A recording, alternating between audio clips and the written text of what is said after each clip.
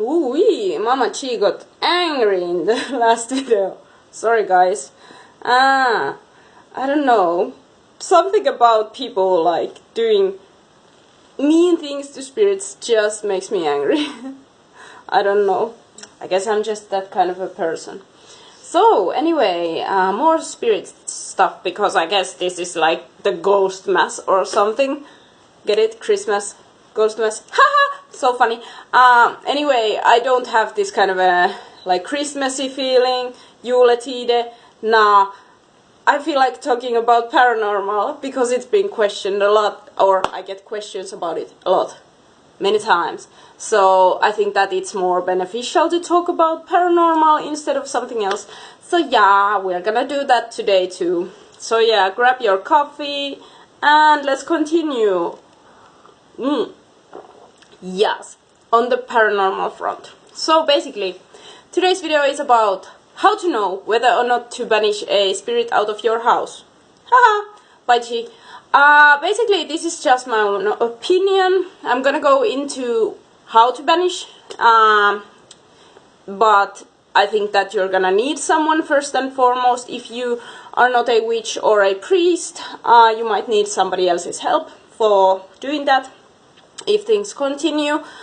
And also, like, because people often think, as I've said in many of my videos, there are different kind of ghosts. Some harmful, some actually benevolent, so not meaning to do any harm. And that kind of spirits you don't really have to banish or worry about. In my opinion, they can reside with you in your home without it actually like doing anything to you. I've actually been into houses where the spirit being there, it's almost like a guardian angel type of situation. So they are more there to kind of like protect the people around. This would be probably, for example, a loved one who has passed away. And usually those kind of spirits are very welcome. They are usually very helpful, and they can even like protect the people around. That's so weird, like my singing bowl just sang by itself kind of a little bit. That's weird. Okay, sorry, getting back into this, but anyway, it just made a small ping sound. That's funny. Maybe I have a deceased loved one here. Hello. Maybe it's my grandpa. Anyway, so that kind of spirits you don't have to banish, first and foremost, because they are non-harmful. And then there are the kind of spirits that probably, they can be, for example, like somebody who has lived in your house before you and died, and their energy is still there. And that kind of spirits may or may not find you welcome there. So if they don't, then they might turn out to be kind of a problem for the nowadays resident. That this is usually when people ask me to help them with the spirit situation, to banish the spirit. So basically, if the spirit is acting harmful, if there are actual objects moving or things like that happening, and the spirit is actively trying to scare you, those are good signs that it might be a malevolent spirit or a poltergeist, in which case it's the best thing is to banish them, basically, because they will never do anything good to you. The things will most likely start escalating little by little, because they feed on fear, and the more you fear them, the more powerful they get, the more rowdy they get. So basically it's better to snip it at the bud, if you know what I mean, with poltergeists. And then there's the other type of situation, like for example the suicide ghost that I had in my former apartment.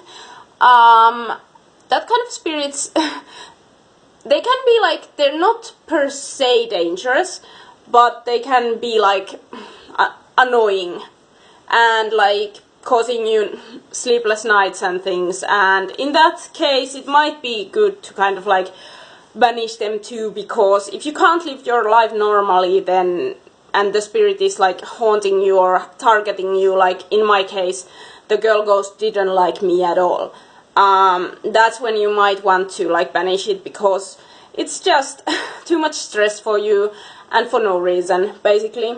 So, for example, if you keep, if the spirit kind of like causes one room, for example, to be haunted, like in my case, it was my bedroom. If you start like, kind of like waking up during your sleep and having nightmares all the time, or feeling like there is somebody in the room but there isn't, and you feel this kind of energy there, like this kind of like heavy energy.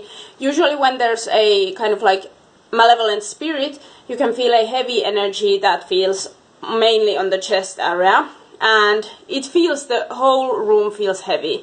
Okay, so that's how you know basically that there might be a kind of like malevolent spirit there.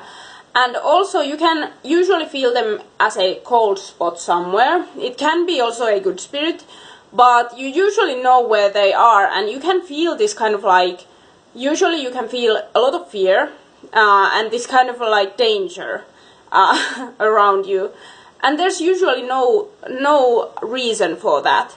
That might actually be a spirit, vengeful spirit there. And they usually might also come into your dreams, basically. So you might see them in your dreams also. That's something that happens, like continuous same dream or same spirit coming into your like dreams. You can also see them from the corner of your eye. They like to lurk and stalk you, basically. So that's something that might happen with this kind of spirits. So they like to scare you a lot, and you usually can feel it. When a kind of like good spirit is in the house, you can only feel like warmth and happiness and kind of like these good feelings when you enter the home. It's very homey. But when a spirit that's kind of like negative resides your home, the feeling is completely different. And there's usually some rooms that they are more prone to be at, and they might be opening doors, opening closet doors, doing things like that to scare you. You might hear some footsteps. If you feel that the spirit being in the same place with you is like, like with everything, if it's disrupting your life enough that you feel threatened in the house, you should banish the spirit, because there's no way. You can banish it in a way where it just goes to reside somewhere else, or you can help it to kind of pass on. There's two ways to do this. And to do this, you actually kind of most of the times need a priest or a pagan priestess or somebody else who is versed in exorcism rituals or banishings. The other thing you can do by yourself is saging your house. That usually doesn't work with demonic spirits or anything kind of like more powerful. They usually need a tad bit more ritual work to be banished, and that I would recommend you not to do unless you know how to do it. So maybe get a professional to do it, like for example a priest, as I said, or a curandero or a witch or someone else. Okay. So they usually do a kind of like cleansing ritual for you and your house, and this differs a bit, kind of like depending on who you ask, if it's a shaman, curandero, witch, priest, whatever. And then they might bless the house, cleanse the house, and maybe do a like ritual to banish the ghost. But yeah, the thing that you can do by yourself is sage the house. And what I like to do after saging the house is putting pine branches on top of your door frames, because like the outside door frames and window frames, because that kind of like helps the spirits not to get back in also. And every time, I always tell people, every time you have a malevolent spirit in your house, it's usually attracted to energy there, somebody's energy there, or it's leftover energy from somebody who used to live there. But if this happens to be you, this person or somebody in your family who has a lot of negative feelings, repressed anger, things like this can actually kind of like continue the cycle and kind of like make new malevolent spirits appear in your life, okay? So the only way to kind of actually heal that is to heal the energy in the family, or heal the person who is having these kind of difficulties. For example, poltergeists are very often manifested by someone in the house or attracted to them, who is having like a lot of negative emotions, and negative, like, this is the repressed negative emotions, okay? Like, if they can't get them through, if they can't be heard, if they are hurting a lot, that's the kind of energy that will kind of like pull these kind of things in. So basically, treating whoever in the family might be afflicted by this might also help you in the future to not get these kind of spirits again, because usually when people banish that negative energy out and banish that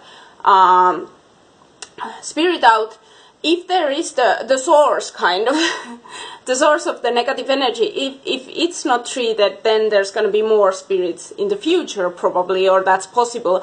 So the best way to kind of like help is to also heal the family or help the family also. This can be done by Reiki sessions or other kind of energy healing, or also helping the person with psychotherapy or something like that. Usually they have a lot of distress, okay? So just be mindful of that, like somebody in the family, if somebody's having trouble, just help them. That might also help you in the future, not to kind of attract bad spirits, okay?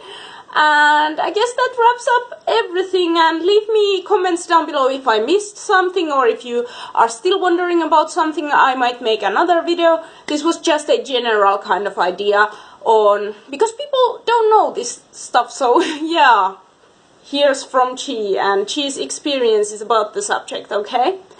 And yeah, also a disclaimer, if you are having this kind of issue, I cannot really help you if you are not in my area, basically, because I need to be in the place to do like cleansings. I can't do like remote cleansings. I know some people probably can, and there's kind of like remote Reiki people and things, but I'm not one of those people, so I'm sorry everybody in the comments, I can't heal you from like miles away. That's not my specialty, I'm sorry. But anyway, search someone in your area. There probably are people, okay? This is more common than you think, okay? And of course I want to tell everybody that there is the possibility that if you are seeing any and hearing any things and nobody else has ever like witnessed these things happening, please be sure to check with your like doctor that it's not because of some mental illness, because also some mental illnesses can cause this kind of paranoia and different kind of hallucinations and things. So I would like you to be on the safe side, okay? just to kind of keep you safe, okay? So that's all from Mama Chi today, and it's a wrap. So yeah, I see you next time, bitchlings. Woo! Ow! Candle wax on knee. Not nice.